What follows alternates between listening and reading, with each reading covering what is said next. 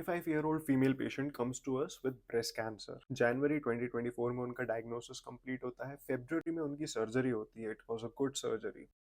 मार्च first week में उनका first chemotherapy होता है and then the patient defaults. Hi guys, this is doctor Akshay. I am a resident radiation oncologist and ये patient अब आ रही है दिसंबर में, exactly 10 months later, with the symptoms of vomiting, headache, weight loss, bone pain, backache, decreased vision. But why did this all happen? According to her daughter, उन्होंने default इसीलिए किया क्योंकि उन्हें सर्जरी और एक साइकिल कीमोथेरेपी के बाद ही उनके जो प्रीवियस सिम्टम्स थे, जो उनकी परेशानियां थी, वो बहुत कम लगने लग गई थी and she thought she is cured. So she didn't complete her oncological treatment. Now this is a very classical example to justify breast cancer local disease नहीं है. It's a systemic disease and therefore it involves multidisciplinary treatment.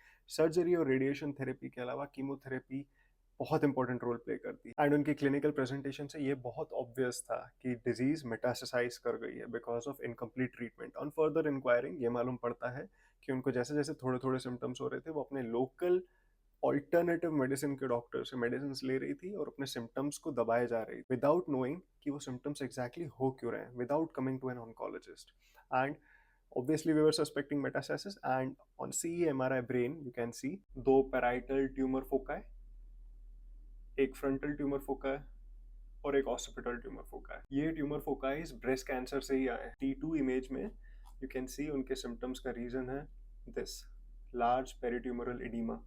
इतना सारा oedema है जो pressure create कर रहा है, therefore उनको वॉमिटिंग हो रही है, एनोरेक्सिया हो रहा है, वेट लॉस हो रहा है। Now she is going to need radiation therapy उनके ब्रेन के लिए, जो कि उनके सिम्टम्स सिर्फ सबसाइड करेगा एंड ट्यूमर फोकाई को कंट्रोल करके रखेगा, पूरा ट्रीट नहीं करेगा।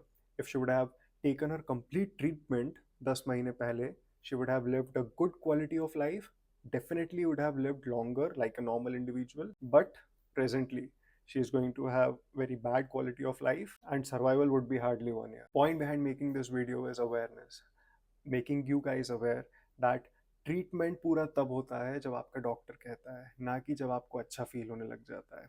ऑलवेज रिमेंबर, ये बहुत सीरियस इशू है, oncology is a serious stuff, but even cough, cold, fever, you should always consult your doctor and complete the treatment given by him. ये नहीं कि जब आपको अच्छा फील होने लग गया you stop the treatment. That is not right. आपको doubts हो सकते हैं why the doctor is prolonging the treatment. In that case, you can consult a second physician. If you're having doubt, you can consult the third physician. If all the three physicians are on the same page, तब तो continue करना ही चाहिए।